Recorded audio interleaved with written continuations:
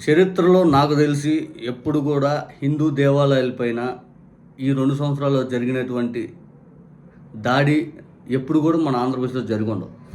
ఎందుకంటే దేవుళ్ళపైన రాజకీయం అనేది గత 2 సంవత్సరాల నుంచి విచ్చలవిడిగా చంద్రబాబు నాయుడు గారి ప్రభుత్వం, ఈ నాయకులందరూ చేస్తూ ఉన్నారు.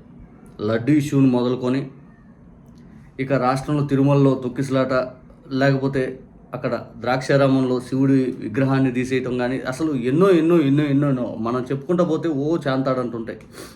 ఇదే చంద్రబాబు నాయుడు గారు 2014-19 వరకు దాదాపు 70 గుళ్ళు కృష్ణ పుష్కరాల పేరిట కొట్టేయటం చూసాం.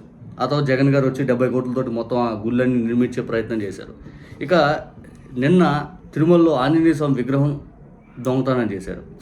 అసలు ఇది ఎంత దారుణమైన ఘటన అంటే ఈ కూటమి ప్రభుత్వం అసలు తేలిగ్గా తెలిసిపారేసింది. వాళ్ళు ఏం చెప్పారంటే పోలీసు వారు, ఈ ఆంజనేయ స్వామి విగ్రహం దొంగతనం చేసిన వ్యక్తి ఆంజనేయ స్వామి భక్తితోటి ఆ విగ్రహం దొంగతనం చేశాడు. ఇక ఆయనకు మానసికంగా సరిగ్గా లేడు, ఆయన మెంటల్గా ఇల్లుగా ఉన్నాడు, అందుకని చెప్పి ఈ విగ్రహం దొంగతనం చేశారని చెప్పి చాలా తేలిగ్గా చెప్పారు.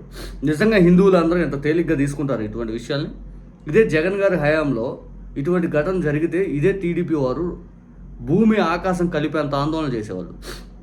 ప్రతిసారి హిందూ మతాన్ని అనేది ఒకదాన్ని తీసుకొచ్చి రాజకీయం చేయాలి జగన్ గారికి వ్యతిరేకంగా అని ప్రతిసారి ప్రయత్నిస్తున్న వీళ్ళ హయాంలో జరుగుతున్న ఘటనల గురించి ప్రజలు ఎందుకు చర్చించుకోకూడదు? అసలు వీళ్ళకి హిందూ మతం పట్ల, హిందువుల గురించి ఎంత చిత్తశుద్ధి ఉందనడానికి ఇది ఒక ఎగ్జాంపుల్. ఇప్పుడు ఈ ఆంజనేయ స్వామి విగ్రహం చోరీ చేసిన వ్యక్తి వచ్చేసరికి జస్వంత్, ఇతను వచ్చేసరికి టీడీపీ నాయకుడు, కార్యకర్త. ఇతను భీమిలి నియోజకవర్గానికి చెందినటువంటి వ్యక్తి. ఇదిగో లోకేష్ గారితో, గంటా గారితో, త్రిబుల్ గారితో దిగినటువంటి ఫోటోలు. ఇతను ఈ టీడీపీ కార్యకర్త. ఇతన్ని పోలీసు వారు అదుపులో తీసుకున్నారు. కానీ ఈ ఘటన అనేది పూర్తి స్థాయిలో రూపుమాపేదానికి ఏబిఎన్ ఛానల్ పెట్టిన తమ్మునేలు చూడండి అసలు ఎంత దారుణంగా పెట్టిందో. అసలు ఈ ఘటన ఇంకెవరు తెలియకూడదు, ఏం కాదు, పాపంలో పోనీండే దేవుడిపై భక్తితో విగ్రహం చోరీ. దేవుడిపైన అంట భక్తితోటి విగ్రహం చోరీ చేస్తాడంట. ఎవడైనా హిందూ అనేవాడు ఎవడైనా చేస్తాడు? ఎంత మెంటల్గా ఇల్గా ఉన్నా కూడా ఎవడైనా విగ్రహం దొంగతనం చేస్తారా? ఇదే జగన్ గారి హయాంలో జరిగితే ఇటువంటి తమ్మునేలు మీరు పెడతారా? ఎటువంటివి పెడతారు? 10 రోజులు డిబేట్ పెడతారు ఇదే అంశం పైన.